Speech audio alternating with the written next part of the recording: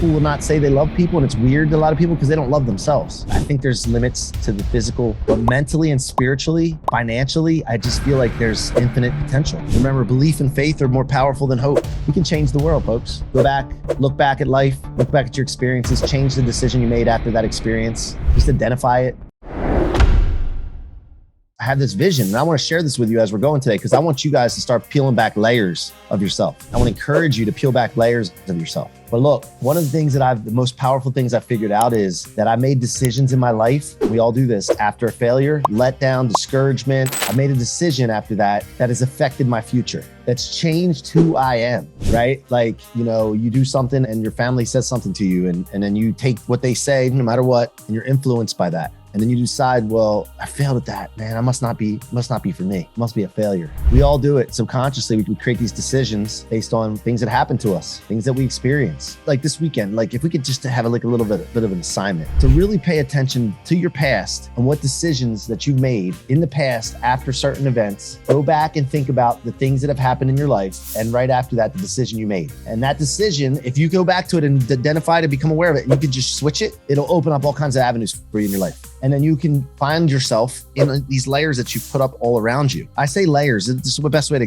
describe it. When we go through pain in life, when we go through adversity, and sometimes you feel you're more matter than spirit or flow. Feel heavy. It feels dark. When you're doing that, there's energy and it's building up around you. I say layers, but it's kind of like ridges. And when you go to extrovert or push energy out into the world to do something, you hit these ridges and you get stuck. It stops money from flowing your way. It stops success from going your way. It stops creativity. It stops you from being yourself.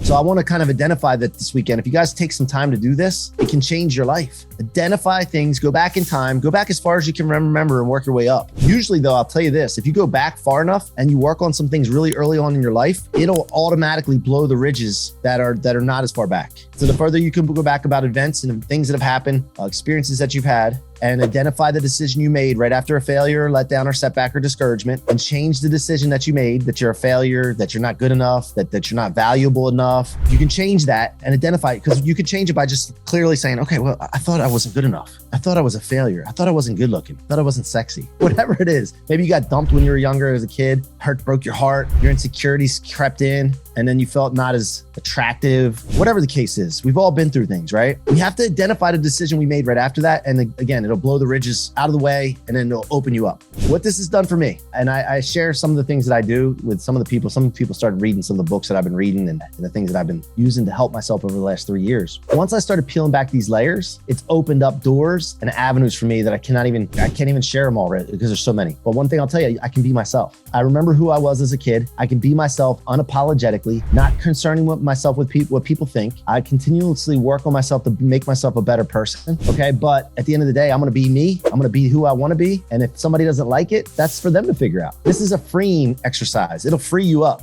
Listen, if somebody's on this call right now and you're not vibing with me, I'm not going to apologize to you. You just got to figure your way through it. Maybe you don't vibe with us in this community. That's fine. Go find a community you vibe with. I'm going to track the vibe because I'm unapologetically me. And I want you to do the same thing. Unapologetically find yourself, peel back the layers, blow the ridges that have been built up around you from all the decisions you've made after failures, and then go hard after that. Like, I've decided once I figured this out, I'm going to see how far I can take this thing. And I don't know the limit. I think there's actually infinite potential. I really believe that there's infinite potential. Physically, I don't think I could dunk a basketball on a 10-foot rim. Okay. I think there's limits to the physical. I can't run as fast as a car can go. Right. But mentally and spiritually, financially, I just feel like there's infinite potential. The ability to help people, the impact that you can have, the size of business that you can develop. Remember, belief and faith are more powerful than hope. Hope is a lower level thing, which hope is better than nothing, but faith and belief, if you look up the definition of faith and belief leave no room for not making it, not accomplishing it. Hope does. I hope it happens. It's hope. There's still a chance. It's like the team goes down by 30 points in a basketball game or football game. You're like, hey, well, there's still hope. Still time left on the clock, right? That doesn't mean they're going to win the game. But when they're down by 30 and they're like, nah, we've come back from 30 before. We always come back from 30. We have the faith and belief. Guess what? Is that better than hope? So what you believe to be true will be true for you. Fact of the matter, okay? And then the other thing I want to add before we get into wins and holding ourselves accountable is I was just on Clubhouse this morning. Some of you were there. And I was telling people I love them. And I don't know how that made them feel, but I know one guy didn't say it back to me. And then I said it to him again and again. And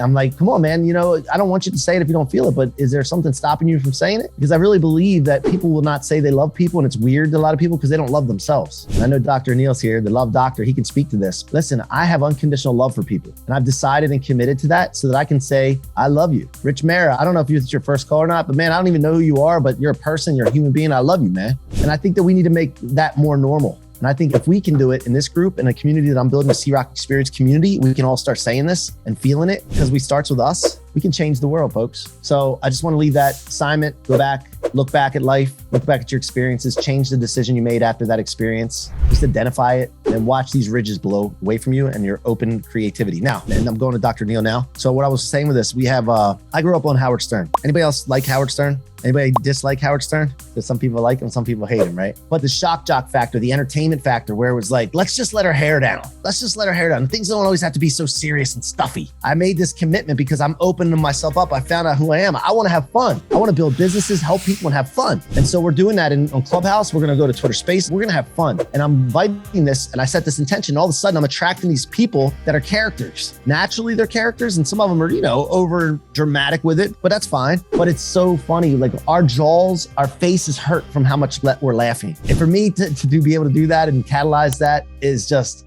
it's so fulfilling. So I want you to feel the same thing.